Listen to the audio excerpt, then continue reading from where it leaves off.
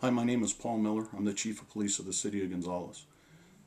The proposed borrowing that the state of California is looking at doing with the cities would have a dramatic impact on law enforcement and public safety, especially in small cities such as Gonzales. If we were forced to lay off any employees, it would put us in a mode where we can no longer be proactive and go out and do the community policing programs that we currently have in place that have shown to reduce the crime within the city of Gonzales. If we were just to become reactive, we would basically be going out and responding to calls and assisting the residents as best we could. I don't believe that this is would be the best benefit for the residents of the city of Gonzales or any of the other cities in the state of California.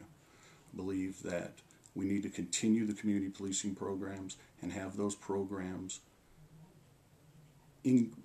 increase the quality of life that's occurring within our cities.